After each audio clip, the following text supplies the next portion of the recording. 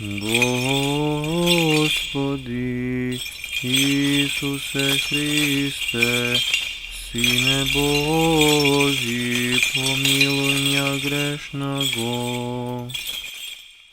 Литургия, да сте живи и здрави, да му служите на Бога.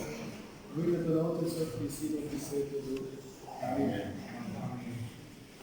Слава на Бога, што по милоста Божия и по благословот на нашиот архиепископ и по молитвите нашиот Отец Стефан денес ете со достои да можам да ви служам вас и на неговото паство. Кога се слушавме вчера со мојот драг професор и рекол дека сум во Македонија, јас сум свештеник кој што го служи на емигрантите во Лондон, тој и го прашав, бидејќи прв пат ќе служиме. Замислите која чест е јас како негов студент, после 20 и повеќе години, ете за прв пат да служиме света литургија. За мене поголема радост, верувате, нема, може би чувствувате во гласот. И го праша велам Отец, зарем јас, недостојниот, ќе можам да ги облечам вашите чевли, да застанам пред вашето паство, знаејќи го вашето слово, знаејќи ја вашата наука, познавајќи ја вашата теологија и свет живот, зарем јас ќе можам да им се обратам и да ги поучам нешто. Вели Отец, подготви се убаво. А што да се подготвам за толку кратко време, за да ја надминам теологијата и словото, што тој постојано вас и го глаголи овде на секоја света литургија и низ годините. Јас знам дека сета наука и црковна и сета теологија и духовна pouка вие од него ја добивате и се храните постојано и верувајте ми, не можам да измислам нешто повеќе што тој не ве научил. Но ми рече вели Отец нешто од твоето поднебие, нешто што си ти, нешто каде што ти опитуваш за вашите, за твојата работа, за паството. Размислував и се одлучив да го зговорам истото она што би го говорил и на моите таму. Разликата помеѓу вас, што стоите овде и моето паство таму е во тоа што вие сите овде, гледајќи според и судејќи според бројот колку се причестивте, знам дека живеете духовен и праведен живот и ги следите стапките на вашиот духовен Отец и ги извршувате послушанието кој што ви го дава и молитвата и секој молитвено правило. Но таму каде што богослужам јас е голем збир од народ кој што доаѓа од насекаде. И духовната подготвеност кај некој е издигната на одредено ниво, некој е почетник кој што прв пат влегол во црквата, слушнал дека имаме Македонска православна црква и првото кое што зошто дошол во црквата не е духовното, туку она дека ете овој човек денес се зборува на македонски во еден голем град, па јас би пошол и би разбрал нешто што ќе ми каже. А трето е оние што некој случајно се барем нашле таму. И сега, кога имате такво паство, таква литургија, се обидувате, ако зборувате само за духовни работи, ќе ве разберат само оние кои што се во цркове. Ако пак зборувате само за она од каде сме и што сме, и за традицијата и од каде доаѓаме и зошто сме таму и како да останеме она што сме, а да не се изгубиме, и верата и националноста, тогаш пак нема да наликувам на свештеник, ќе наликувам на некој историчар на уметност кој што овде само ја чува историјата и уметност и традицијата.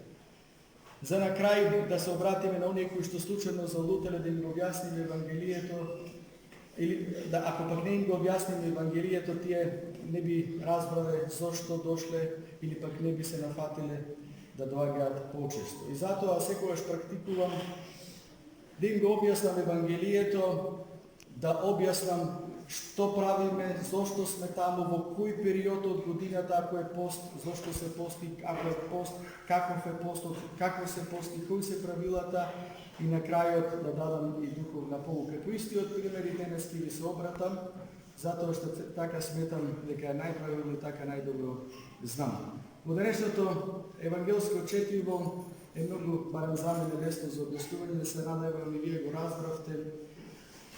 Господ Христос многу јасно ни кажува дека треба да бидеме христоцентрични, насочени кон Бога и нашите очи да гледаат постојано во Него. Во оној момент кога нема да одиме кон Бога и неговите заповеди, во тој момент кога по примерот на светот апостол Петар се загледал во ветерот, неговото внимание и патот и насоката се оддалечени од Бога и веднаш почнал да пропаѓа. Така и со нашиот живот. Кога се оддалечуваме од Бога, светот не обзема и стануваме световни. Кога се насочуваме кон Бога, тогаш се обожуваме и стануваме синови и ќерки Божи. Во тоа е суштината на денешното Евангелие, да ги пазиме Христовите заповеди и сиот наш домостој и во домот свој и во нашиот живот, да го насочуваме христоцентрично, затоа што така прилега на нас православните христијани. Во делот пак, во поука на сите мои како духовно пасни, што не се духовно пораснати во верата, а знаат дека се богородични пости, би дошле на црква кај мене во Лондон и би рекли: Отец, зошто постиме? Првото прашање, зошто е ваков постот?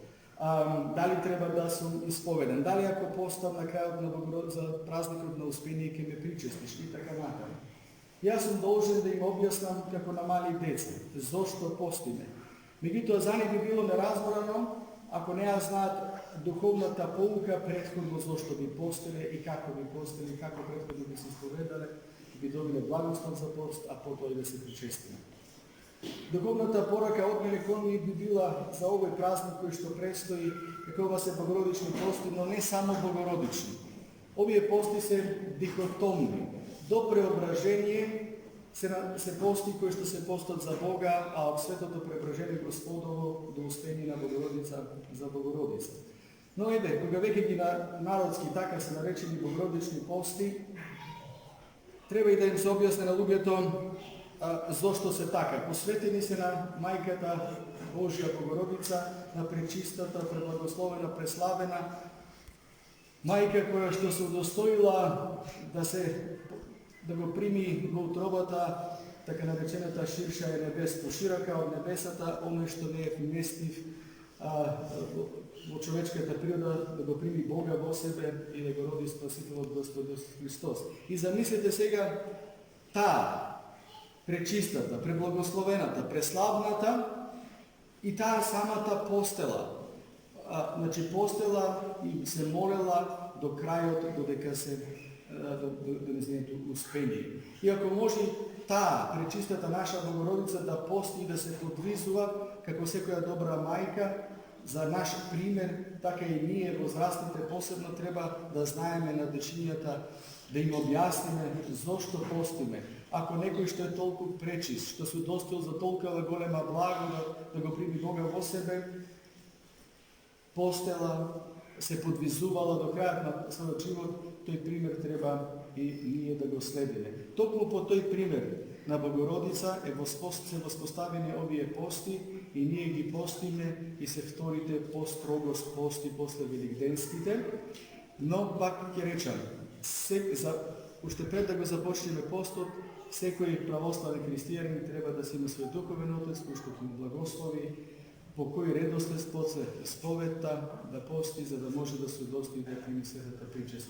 Така некако би била мојата духовна, а и практична порака на моите таму, за да можам да ги подкрепам да знаат зошто би дошле. Замислете, ако ова не им го кажам и вака не им го објаснам, не им би било интересно или во најмала рака ќе им биде неразбирливо за нив, или пак досадно да се изразам така, и повеќе не би се вратиле во храмот. Нашата свештеничка работа, кога работите со емиграција, голем благослов, но и тежок крст, верувате. Покрај свештеничка должност, вие сте таму и пастир, вие сте таму и дипломат, вие сте таму и учител, и подписник, и судија, и така натаму. Затоа што во организираниот облик на општество, свештеникот е многу почитуван и во општеството каде што јас богослужам, замислете, вие не можете ниту пасош, ниту лична карта да добиете ако вашиот свештеник, или пак да го запишете детето во училиште, ако вашиот свештеник не даде благослов или барем добро мислење за одредено дете, за одредена личност. Јас би сакал и кај нас, во нашата држава овде, нашиот дом, да биде така, црквата и свештениците да бидат почитувани и уважувани. Бидејќи, како што реков, ако свештенството и ако духовенството ни е пример, можеме да се надеваме и на примерно стадо и на примерно граѓанство. Ако пак живееме одделен живот од црквата, тогаш затоа ни се случуваат и сите работи кои носи пред мене, негови искушенија големи, но да се свртиме кон Бога, како што вели Евангелието, да одиме само кон Него, затоа што само нашата надежда полагаме во Бога и во ништо друго.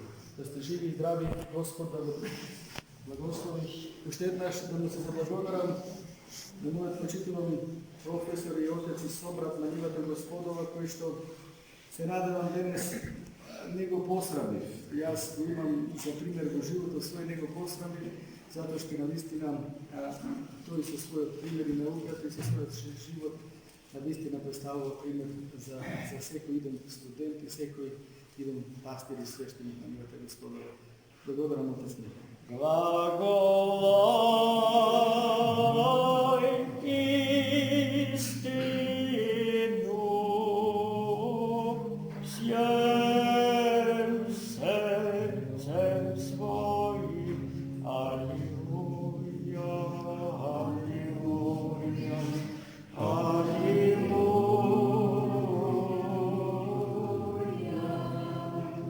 Отецот е препон со љубов и од неговата уста изегува само богомислени зборови, кои што немаат мера во убавината и во добрината, особено таму каде што зборуваше и сите тие зборови се однесуваа на мене, кога го кажува неговата чудесна љубов. Но јас ништо тоа не заслужувам, вие тоа го знаете. Отецот е еден од ретките пастири на Светата православна црква во тие западни предели од Европа, пожртвуван пастир, динамичен, активен, спремен да се даде себе си животот свој за паствата своја, вие како гледате со очите своји. И нам ни е чест што тој денеска е со нас. И вие сте така. А знаете, децата која ќе ги надришат своите родители и на биолошки, и на ментален, и на духовен план, родителот успеа. Јас сметам дека успеал затоа што отецот ме надвишил. Па го гледам вака од птичја перспектива.